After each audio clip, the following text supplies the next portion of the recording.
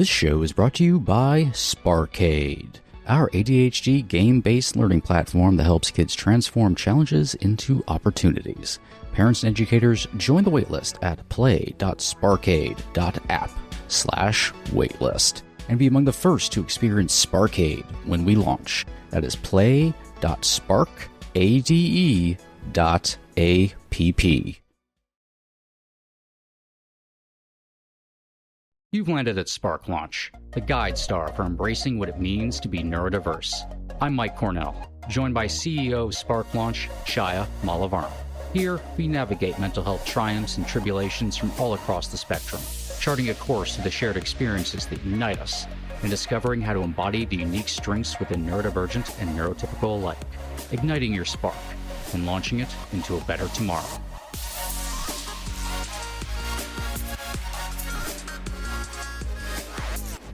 Hello there, I'm Mike. I'm Chaya. And today we'd like to welcome Anu Dayal-Gulati, a certified ancestral healing practitioner who helps people break free from inherited emotional patterns. Through her practical empowerment tools, she guides clients to address deep-rooted patterns that may be carried through generations, helping them set healthy boundaries and reclaim their personal energy. Welcome to the show. Thank you so much. Thank you, Mike. And thank you, Mike and Chaya, both for having me on your show. You're welcome, Anu. And I'm very intrigued with the topic and inherited ancestral patterns. What does that mean? If you can enlighten us about what it is and how it shows up in our daily lives without a knowledge, maybe. Yeah. So I do believe that one of the ways in which the universe speaks to us is through patterns. And we don't often think about them in our lives. But, if you think about something that you want really badly in your life, and you might have tried really hard to get it, and you've done everything you can, and it might be, financial success or some kind of personal or professional success. It could be, a certain kind of relationship or a better relationship. Sometimes even with your parents or siblings, it's not necessarily just a romantic partner. And you feel like you try your best and something feels stuck. That often has ancestral roots.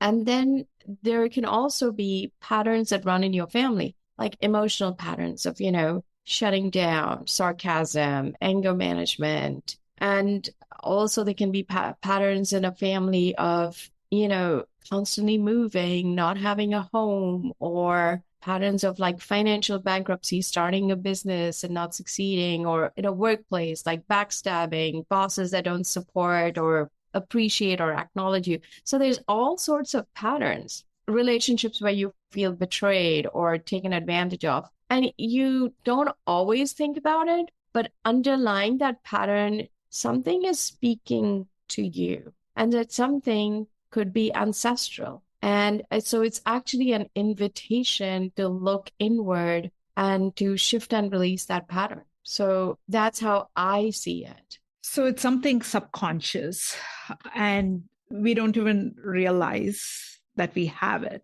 is what I'm thinking.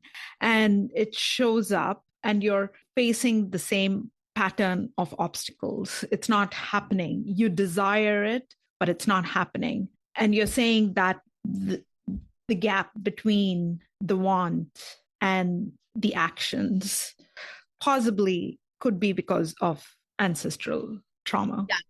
Yes, that is the ancestral block that, you're carrying, or we all carry to some extent, different kinds of ancestral blocks. So we are all carrying that. And the way in which it becomes visible is through the constant roadblock and repetition and pattern.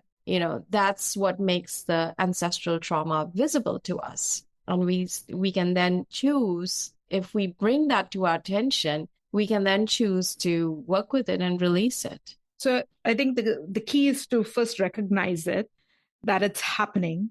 And I think over a period of time, you can notice the pattern. And why is the same thing happening to me? Why am I attracting the same kind of partner, the same kind of boss, the same kind of a situation? And it keeps happening to me. Why am I so unlucky is what people might think.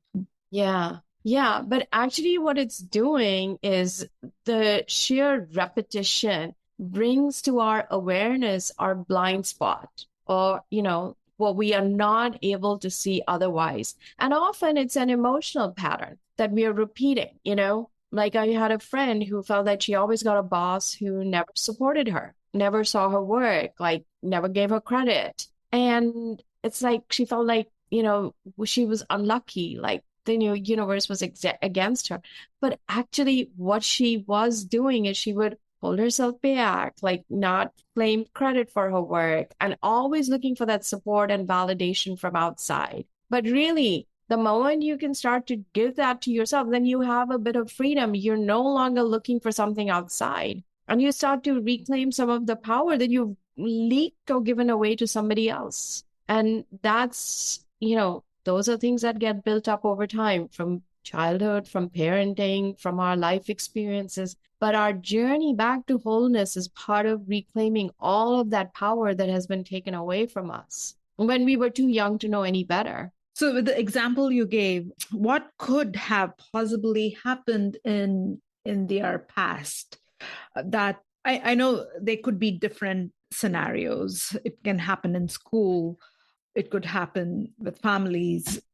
So what kind of messages might have been given to that child that it actually plays out as an adult, and they don't even realize it, and the parents are gone, and they leave this trauma behind, which nobody intentionally does it, because parents love their children. There's no doubt about that. But the trauma gets passed on because they are wounded themselves. Yeah, and I really like how you said it. You said parents love their children and everyone loves their kids, and I think what happens, one of the first things that happens when trauma happens in a family, and we're talking about layers of trauma, right? Ancestral trauma, then you live in society, things happen, there's war, famine, bankruptcy, migration, immigration, all sorts of things happen. So that can be overlaid with whatever happens in a family. And the one thing that gets lost is the expression of love. So while we may love, and if you ask a parent, even if you ask a parent who's very authoritarian or, very big believer in discipline, and you ask them, like, are you feel you've been a good parent? It says, yes, I've been a good parent. I feel like I've done my best to raise good kids.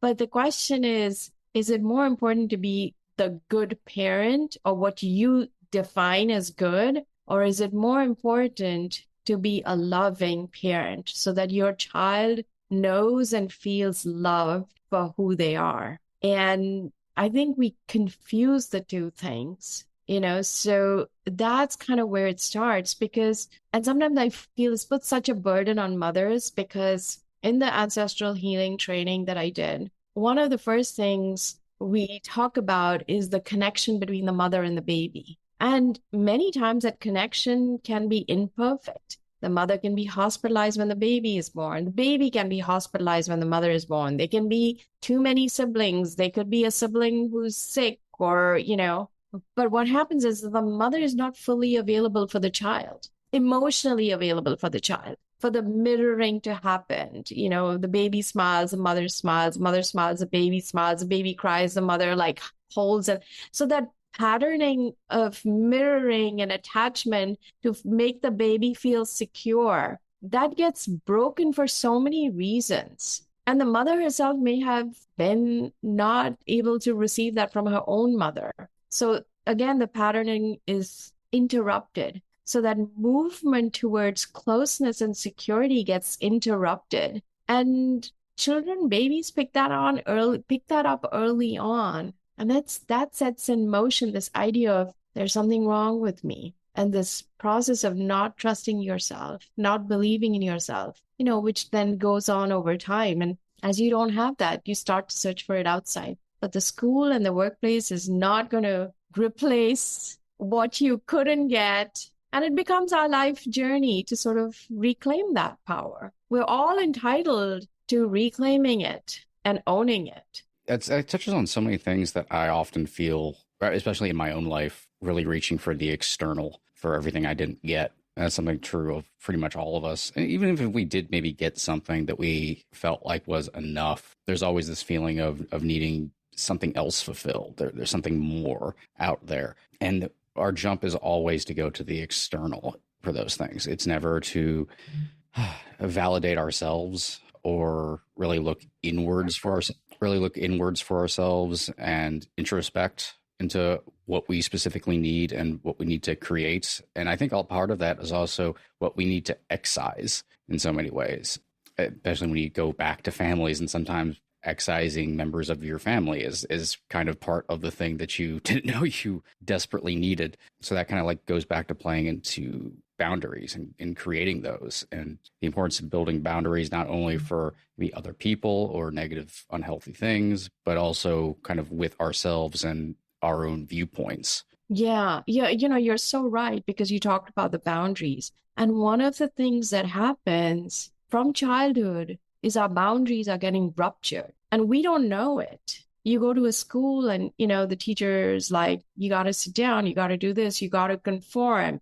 you got to do things their way. In a family, you got to do things the way the family tells you to do it. So if you have the loving parents, there's room for being different. Otherwise, if a mother is insecure, there's also a lot of like, this is what you got to do. And in a lot of Eastern societies or homogenous societies, there's a lot of pressure to conform. And I think that's one of the things that in certain societies, you have to conform. In certain societies, like in America, there's more freedom of independence and thinking. And yet I look at a lot of school kids, they all want to look the same, dress the same, sound the same. It's a lot of pressure for conformity. So if you feel different, think differently, look different, want to be different, the first thing you're going to get is there's something wrong with me. And so to start that journey into reclaiming all of those parts of yourself that you've given away to somebody else. I mean, I felt sometimes the best analogy I heard was in the Harry Potter, where he, of course, in that case, he's recovering bits of somebody else's soul and really, but it's like our soul, bits of our power is being held by so many different people over time. Like, can we reclaim it all and be whole again? And I think that's, in some ways, although we look at the challenges as like, I don't want them, or I hate it, there's so much resistance to it. In some way, it's an invitation to like go back to who we can possibly be. And that brings a certain amount of peace and calm. Yeah. And the act of reclaiming the power within a neurodivergent community looks like they are being rebellious. And that's how I looked. I've been this quiet rebel, reclaiming my power. That's like exactly what I was doing, and still doing my duty in my way. And that's been my life journey. So when I was a teenager, of course, it looked like I was arguing with my parents, with my mother, who had a lot of rules. Anytime people gave me rules, I wanted to break it, because the rules were putting me in a box and not giving me freedom. They didn't allow me to just be wild and express myself the way I wanted to. I was finally able to do that with my art because nobody was policing me. And I found this beautiful rhythm. And so with neurodivergent children, ADHDers, autism, they're just different from the society. And we experience it a lot more because the world is trying to put us in a box, even though the parent could be neurodivergent, because most likely could be the case. They might not recognize that themselves and might unknowingly be passing on the trauma that they experienced in their childhood onto the child. I saw that myself, doing that myself to my son, until I recognized it, because I went to a very strict school. My mother was a bit strict. She had rules. I'm glad for the structure she gave. There were rules. So I blindly started doing the same. And when my son rebelled, I realized that was not me. That was actually not me. I was doing it because it was done to me. And that recognition is so important, because that recognition is what transformed our relationship today into something beautiful.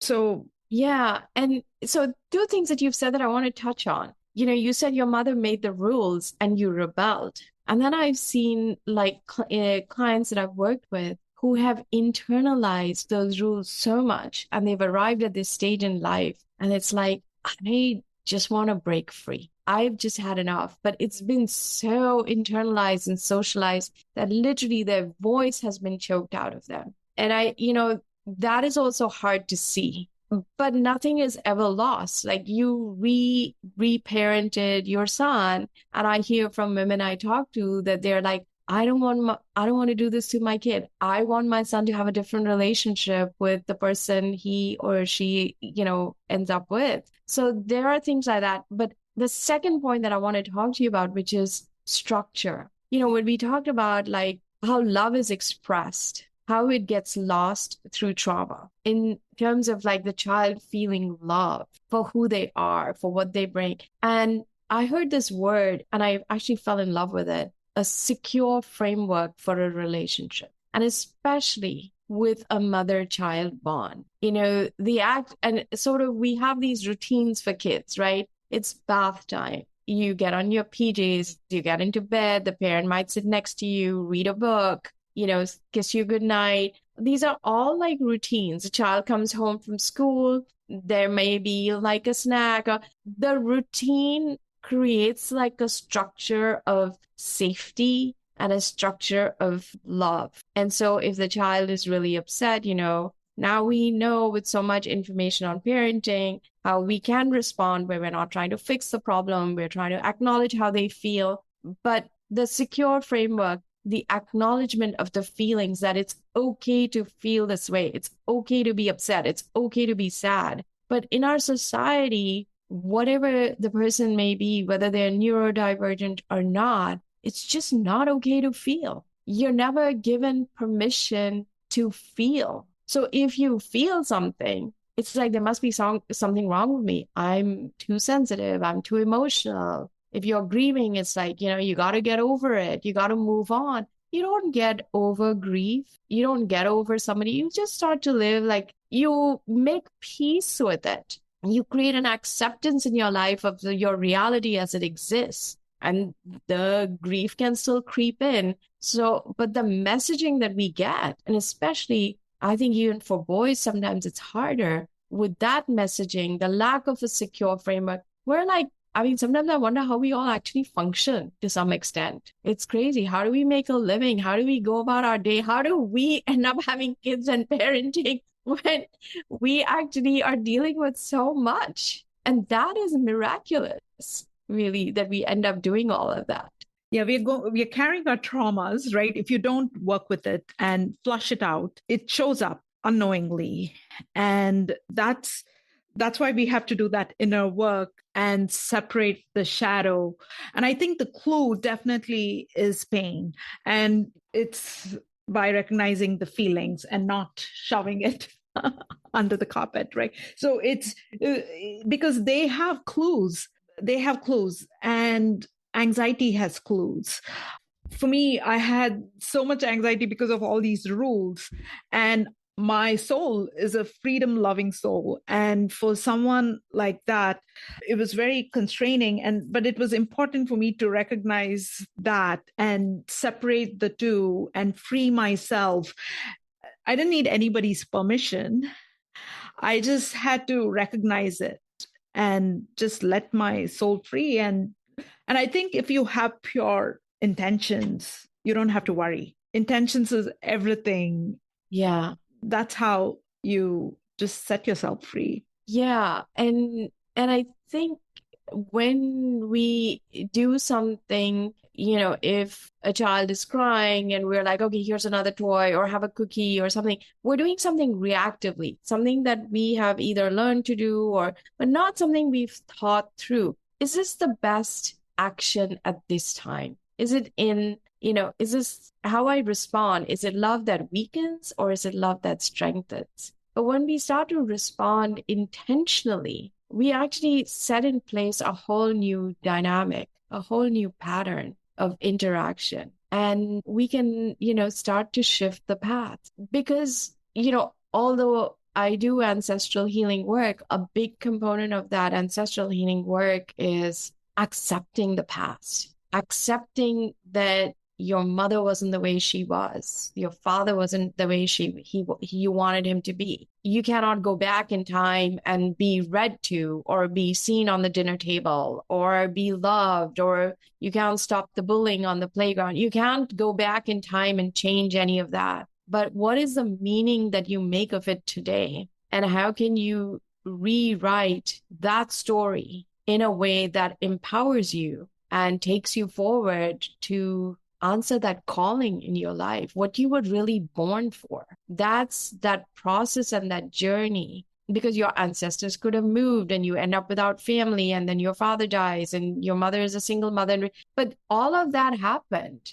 But a lot of it also shapes you into who you can become. So we say in ancestral healing work that only an adult can leave the family of an origin, and the adult takes responsibility for their life. So you don't even have to do any work if you decide, I am no longer a victim. I am responsible for my life and I live intentionally, which is the part that when you live responsibly, you live intentionally and you're actually free. You are free to create what you want. But we're often burdened by our stories, our narratives, and what we've made out of it. So that's what we're taking forward. And it's so important to forgive. Forgive are the incidents that have happened in the past, because maybe there was lack of awareness. Maybe nobody told them. Maybe they were carrying their trauma. Who knows? We can't sometimes figure it all out. And so in our hearts, we have to forgive. And that's the only way you can reclaim the whole heart, the complete energy in your heart, and then move forward. Because otherwise you're not functioning at 100% energy. You're because there's that shadow energy that's still there, right? Maybe it's 10%, maybe it's 20, maybe it's 50%. And it shows up. Unknowingly, it shows up. And so forgiveness is so important, even though it can be very hard. Yeah. And when I work with people on forgiveness, one of the things I say about forgiveness is just like, forgiveness is actually just letting go of the expectation that someone, your parent or anybody else, is going to say sorry, going to make amends, going to recognize what you've gone through, is going to acknowledge how you feel. Like, it's letting go of all those expectations, because that may never happen. Oftentimes people have said, if there's been like an abuse in the family, the mother refuses to say it, or the father, doesn't say anything or goes, it doesn't happen. That forgiveness that we are looking, where someone will make amends for what has happened, it just doesn't happen. It's not that it can never happen, but in most cases, it doesn't happen. But if you keep waiting for that to have happened, you never get closure. But when you let go of the expectation and you forgive, as you say, you can move on, because now you've pulled all your energy back into yourself. So that's a really powerful way of moving forward intentionally. One of the best pieces of advice I ever got was family will disappoint you. Not can disappoint you, but will disappoint you. Because I think there is that upholding, and it's mostly just from old generational family propaganda, I guess is a good way of putting it, that those places and those people are sacred and they're the safe place to go and they can't hurt you, and to talk or think poorly about them, well, that means there's something wrong with you. It's ways of externalizing people who are outliers, essentially. And you do have to kind of shift your thinking with that and kind of prepare yourself. There's a lot that you're probably not going to get, and it's really hard and hurtful to let go of your yearning for that from that particular person or from those people. If it's a bunch, like, being a black sheep is a very common trope for a reason, because that's how we tend to deal with, unfortunately, people who do seem like outliers or do show some kind of expression outside of those circles.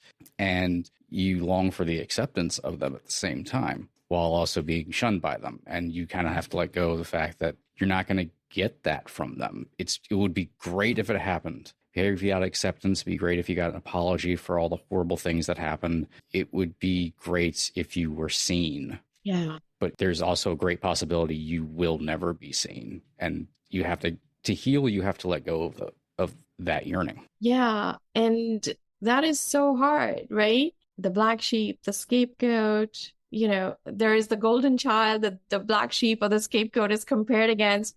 It is really hard. And I think somewhere in this, and when you talk about the yearning, there's the idea that we're doing this alone. And it's very hard to do this alone. And when I mean alone, I think, we often think of resources as in support professionals or friends, or maybe the one family member, or maybe an adult who was very supportive. But I mean, I'm an immigrant and I've moved 5-6 times. Each time the move was really hard. I didn't even have a network and I lost my sense of identity. There was just so many challenges. But over the years, I've come to realize the support that we're looking for, or the support that we can access, is actually a little different. And so there's an African proverb that says, when you cut your chains, you free yourself. When you cut your roots, you die. And to me, that really sort of encapsulates this ancestral healing journey, because in many cultures, including in Native American cultures, and of course, in a lot of Eastern cultures, including in Western European cultures, there were ways in which you honored the ancestors. So by honoring the ancestors, it was a way and actually Alberto Villoldo, who's a Cuban American medical anthropologist, when he went to South America, he found these ancestral altars. And he said, in the Western world, we thought these altars were where you prayed to your ancestors. He said you were not praying to your ancestors, you were praying for them. Because in a lot of the Eastern traditions, there is a feeling that the souls of the ancestors, they cannot really evolve. Like, these patterns are their way of asking us to support their healing journey so that they can move on. So a lot of these traditions you were not praying to them, you were praying for them, for their souls to be at peace, to move on, like to keep evolving. And so one of those things is, and I've seen so many people who start this practice of praying for their ancestors actually started come into that space of peace inside of themselves. And as they start to do that, like, a lot of their relationships start to shift in this world. Like, those relationships start to change their quality and energy. So that's one. The other thing is, we are looking for the mother, in the birth mother, the biological mother, or another mother, or to be seen somewhere, whether it's in the workplace or with friends, to be acknowledged. But for, in India, there is a popular hymn that says, it prays to God that you are my mother, you are my father, you are my everything. So once we start to acknowledge that the, Mother Earth is like the true mother, nurturing, supporting, feeding. If you have only one mother that you are attached to, as opposed to seeing mothering in either the divine feminine or in Mother Earth, you can then be nourished by the earth. And I like Craig Foster, who wrote this and created this documentary called My Teacher, the Octopus. He goes underwater and then he says, the one thing, the more I connected with nature, the less expectations I had of others. And so it's recognizing that we can have other mothering and receive that nurturance and support that we are looking for. And I think the other thing that we forget, and I think this is the one thing that as we move to a more corporate, materialistic world, we lose that sense of wonder. And of course, religion, I think, is just it's got an agenda. And spirituality, which I think more of the world is moving towards, is more about your experience. It's less about what you're being told and more about finding your inner path and your inner philosophy, really, your own philosophy of life. And you start to see that you are supported by the universe. And in many ways, what I think it was Jung who called like synchronicities. You start to see that, oh, there's a little bit of support, like, and you start to notice and be aware. So you're getting that support of feeling seen and acknowledged in ways that are coming from outside of your family. And you build that strength. And as you start, that first step is the biggest step, I think. And then, it's like a spiral. It takes you in and out, and you build your strength. So that yearning, while it may or may not fully go away, but it no longer stings. And you can be with people as they are because you're with yourself as you are and in peace. Yeah, so beautifully said. Once we lean into Mother Earth, and that's where we are planted on Earth, and we have to root ourselves here. That's when we have the sense of belonging and stop that expectations, which is unfair on our families, and take ownership for our own evolution and trust the universe.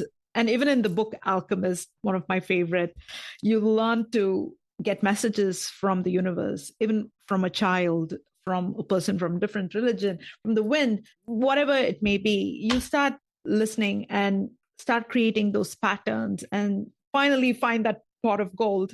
And so, yeah, let go of what happened or what might have happened, or we came through them. And so I think that's the passage. And let's honor that and be grateful for that and release them and be grateful. There's so many things to be grateful for. Yeah, because often we just notice the challenges and we forget, like, maybe I got my, ability to draw or focus or be creative or be scientific or be organized or be a nonlinear thinker or, in ways in which we express ourselves. We get other things. We get a roof over our head. Maybe sometimes we take some things for granted because we only notice what we didn't get. And instead of maybe this is the bit that we might get, I've seen it shift drastically once you start looking at what we have versus what we don't, because then something happens that what you didn't have also starts filling up. Yeah, that is so true. Like just noticing, because the moment we notice what we have or what we got, like that sense of inner peace starts to come in. And I think emotions are on a spectrum and have different frequencies. So the more we move away from anxiety or anger or sadness, we can move towards like peace and contentment, which have a higher frequency. And so people who are around us, and if we're centered in ourselves, we don't get caught in their drama as much, or we don't really want to be part of it. We can be with them without needing them to change and without us needing to change to be what they, need or adapt or whatever. I mean, I totally hear Mike when there is the yearning. It's not an easy journey, but it's a journey that so many people have made. And when you start to walk it, it just becomes so beautiful. And you cannot imagine life without having walked it. It brings its own gifts. It brings its own peace. I feel like people find what they were born on earth for, which is so beautiful and so amazing. So beautiful. So can I go off of that, if you would be okay with maybe taking a little bit of like a personal turn here about how this work and methodology has impacted your own relationship with your family and relationship with yourself? Honestly, I came to the US to do a PhD in economics. I never, if someone had told me this is what I was going to do, I would have just thought they were kind of like crazy. Because, growing up in India, the emphasis was on having an education and having a job and, getting married. There was a path. You followed the path. You were not going to like step off the path. But when I had my son and I was struggling to balance my career and motherhood and my personal life, and we were moving, and I I got really sick. So I was in and out of the hospital. I was in and out of the ER, and I had a friend who I had made, and she was very different from me, very much into alternative healing. And she came to see me in the hospital, and then she said, what is it going to take for you to change? And to me, that is a question that I ask myself still every day when I'm struggling with something. What is it that I need to do to change? And that one question took me on this journey of healing because I willed myself out of the hospital. I discovered flower essences, which is a form of healing from Mother Nature, so much so that I left academia. We moved to Boston. I decided I was done with it. I was never going back to academia. I trained in flower essences. And you can imagine, you go somewhere and people say, what do you do? And I'm like, nothing. And they're like, oh. And they start talking to somebody else. Or then finally you muster up the courage to say, oh, I do flower essences. And they're like, oh, okay. And then they turn away. Or what's that? Or, people are not interested. And it took me a long time, bit by bit, to reclaim a sense of identity without a resume. Like, I'm not my resume. I am who I am. I'm me. Yeah, I'm kind of weird. I do flower essences. Clearly in my family, nobody could remember flower essences. People would say, oh, you do aromatherapy. And I say, no, they're not the same thing. Till today, people will still say, oh, yeah, how's your aromatherapy going? And I'm like, I just let it go. I'm like, fine. And then, of course, when I started seeing clients and I started seeing patterns, I thought, I'm going crazy. Like, what is this? Like, this is so weird. But I went into somebody and I said, I think I'm going crazy. Like, I'm seeing all these patterns. And he didn't say you're going crazy or not, you're going crazy. He just wrote down 2 names and he said, I suggest you go see them. And they actually were into ancestral healing work. They did what is called family constellation therapy. I don't know what they were doing, but I was so fascinated. I ended up training for them with 2 years. And so got into ancestral healing work. And that's when I started to discover that there are things in so many traditions that have gotten lost. But as I started to work with my ancestors, I started to get a sense of peace, which was kind of something that I didn't expect. There was a sort of acceptance of a lot of things, of myself, my history, my lineage. I became aware of like colonialism, how it had shaped our thinking, how it had shaped my thinking, lots of different things. And my relationships all improved, including with myself. And as a child, I was very quiet, really shy, like always wanting to be on the back, invisible. And a lot of that shifted. I just became much more at peace. I found a sense of inner confidence that I didn't know I had, and a greater sense of peace and contentment. I mean, if I look back at who I was, sometimes I'd think to myself, oh my God, I've come a long way. And it's like, it's hard to imagine that I could have traveled this journey. That person who was that kid or that teenager or that young adult, like, but that person to have come this far, like, is quite a long journey. You brought about a point, the connection between healing and physical ailment that you yourself experience. Do you see a connection? Because sometimes I hear it does show up in physical symptoms, even as small as a headache or a migraine. Yeah. So, I mean, it's great that you brought that up, Chaya. So under my training as flower essences, I was not allowed to, because it was in the US. And then I think in Europe, they're different about it. I could not make any connection with the flower essences and physical symptoms. And same in the ancestral healing work as it's done here, we also did not talk about physical symptoms. But I have seen like European practitioners who basically look at the physical symptom as an expression of some held trauma from the ancestral field. So that is not something that I do, but I believe that they are connected. I also feel like, again, going back to childhood, what happens is, when you have to sit still in school, all your natural reflexes, or you're in a family where smiling or laughing or too much noise, or, that's not tolerated. Whatever it might be, our impulses become like suppressed to some extent, right? And over time, we sort of become kind of boxed in. All our natural impulses and reflexes are sort of suppressed. And I think that causes that does affect us physically, because that has to have some place to go. It's like a bubble under the carpet. It has to have some place to go. So where is it going to go? And maybe it goes into the body, because the body is like the subconscious mind. So it goes there. So I do agree with you. But in all of my training, at least in the US, there was like a separation. It was like you couldn't bring them together. Yeah, but there definitely is a connection, mind, body, and spirit. We're all connected. And yes. I agree with you.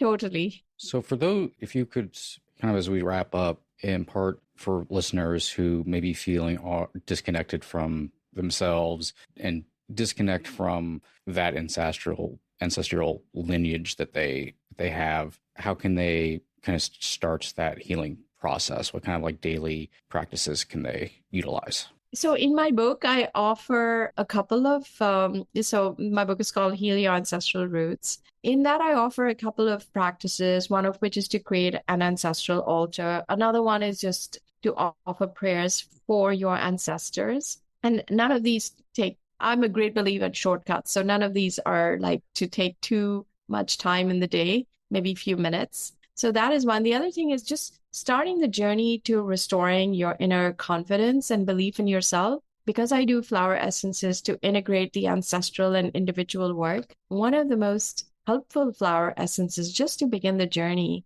is Larch, which is the flower essence for inner confidence. So that is one that I feel like, anyone can take. It just helps you find that space of inner confidence inside of yourself, because that's the part that's been taken away, trusting yourself, believing in yourself. So just starting that journey to reclaiming yourself. And that's one place where anyone can start. And they are easily available on the internet, They're very inexpensive and easily available on the internet. Appreciate anything that's easy. Yes. Yeah. And I do feel it should be easy, because we're doing so much hard work that our tools should really be easy and quick to support us. I think journaling is another one.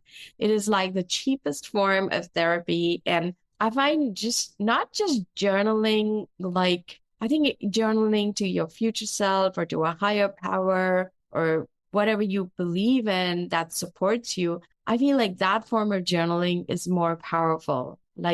You just let it all out. It goes out from the brain and into the paper, and, it lifts whatever we're carrying. And I've seen people also, when they start the practice, like even ancestral stuff starts to come in the pages, and you get a clarity. Wow, that's not the story. That's not the story. And you get to reframe your perspective. Yeah. It's all about how you interface with yourself. These are ways you interface with yourself, and everything that you can accomplish is there inside of you already. Like, you most often already know what to do. You already know the steps to take, but it's really, really hard to get there. And you need to be able to introspect with yourself and look inwards. And, I think a lot of people fear that in so many ways. Either they fear what they're going to see, or, they feel like, oh, that's hoity-toity or something like that. It's something they're not going to align with. But no, it's like you are a whole person.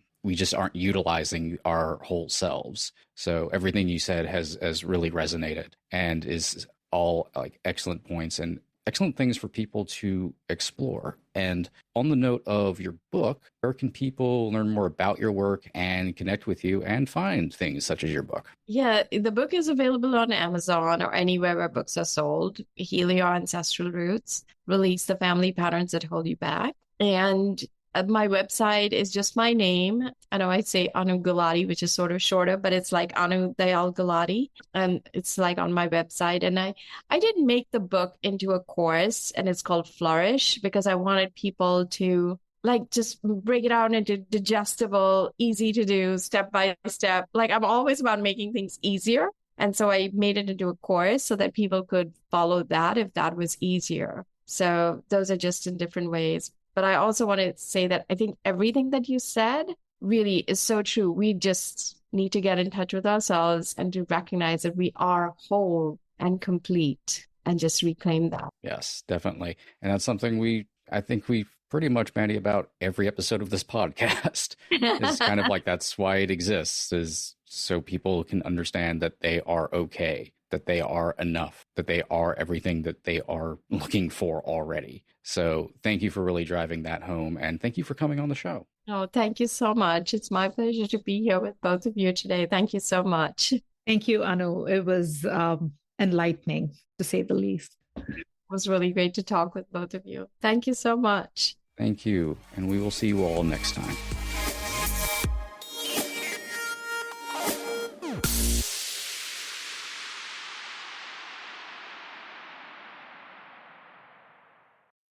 This episode was brought to you by Sparkade, our ADHD game-based learning platform designed to spark focus, confidence, and joy through play. Join the waitlist today at play.sparkade.app/waitlist. That's play.sparkade.app.